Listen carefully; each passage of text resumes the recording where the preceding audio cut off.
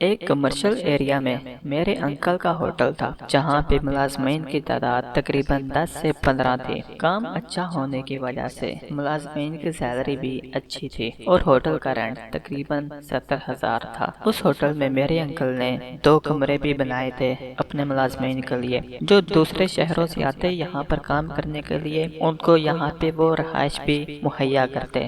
دن کو کام کرتے اور رات کو آرام کرتے اسی ہوٹل میں، یا رات کو کام کرتے اور دن کو آرام کرتے۔ 24 گھنٹے ہوٹل کھلا رہتا اور کام جاری رہتا۔ جو لڑکے رات کو کام کرتے وہ دن کو آرام کرتے تھے، اور جس کمرے میں آرام کرتے وہ کمرہ بڑا تھا، تقریباً 5 لوگ وہاں پہ سوتے تھے اور ہر بندہ الگ الگ سوتا تھا، یعنی کہ 5 بیڈ لگے تھے اور 5 بندے وہاں پہ سوتے تھے۔ اسی طرح دوسرے کمرے میں بھی سٹاف کے ساتھ میرے انکل کا رویہ بہت اچھا تھا۔ ٹائم پر سیلری دیتے، کھانا پینا تینوں ٹائم کا ہوٹل میں ہی تھا۔ کام اچھا اور زیادہ ہونے کی وجہ سے میرے انکل نے سوچا کہ 3-4 اور ملازمین ہوٹل میں رکھ لو۔ انہوں نے ایک نیوز پیپر میں ایڈ دیا اور کچھ بندے آئے، ان میں سے انہوں نے 3-4 بندوں کو رکھ لیا۔ اب انہوں نے جو نئے بندے رکھے تھے ان میں سے ایک کچھ شرارتی ٹائپ کا تھا یا گے تھا، یہ تو پتہ نہیں، لیکن وہ جب رات کو سوتا اپنے ساتھ والے کے ساتھ مستیاں کرتا اور عجیب عجیب باتیں کرتا اور طرح طرح کی گندی سٹوریاں اس کو سناتا، تو ساتھ والے جو سوتے تھے وہ ڈسٹرب ہوتے تھے کیونکہ انہوں نے سونا تھا اور صبح اٹھ کے کام کرنا تھا۔ انہی بری باتوں کی وجہ سے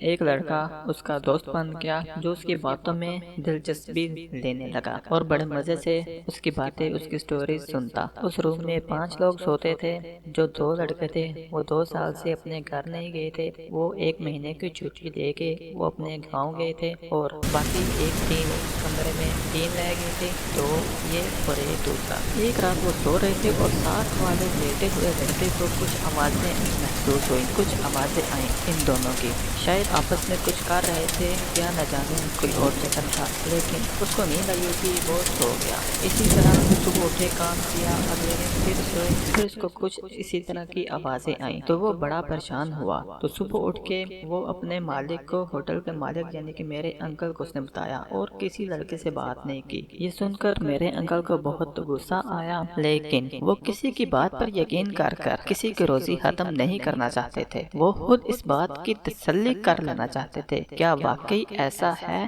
اگر ایسا ہے تو پھر ایکشن لیا جائے، اگر ایسا نہیں تو اس کو جھوٹ کی سزا ملنی چاہیے۔ ایک جھوٹ اور اوپر سے تہمت۔ انکل نے کہا اگر آج رات کو ایسا ہوا تو مجھے بتانا۔ جب وہ سویا تو رات کو بالکل ایسا ہی ہوا اور صبح اٹھ کے اس نے انکل کو بتایا۔ انکل نے کہا ٹھیک ہے میں کچھ کرتا ہوں۔ پھر رات ہوئی تو وہ تینوں جا کے کمرے میں سو گئے۔ جب سو گئے تو رات کو انکل نے چپکے سے گئے اور دروازہ کھول کے لائٹ جلا کر ایک دم کمبل کھینچا تو دیکھتے کیا ہے، ایک کے اوپر ایک۔ فوراً انکل باہر آئے، کاؤنٹر پہ بیٹھے اور سب کو اکٹھا کیا۔ ان دونوں کو بھی بلوایا گیا اور وہ دونوں آئے۔ پھر انکل نے سب کے سامنے ان کا حساب کیا، جتنے ان کے پیسے بنتے تھے ان کو دیے اور کہا کہ اس وقت میرے ہوٹل سے چلے جاؤ۔ تو دوستو اس سے پتہ چلا کہ جہاں ہم کام کر رہے ہیں وہ ہمارا روزی کا ٹھیا ہے، وہاں پہ ہم رزق کمانے جاتے ہیں، وہاں پہ اور بھی رزق کمانے جاتے ہیں، اور ایسی جگہ پر کبھی بھی کچھ ایسا نہیں کرنا چاہیے کہ ندامت اٹھانی پڑے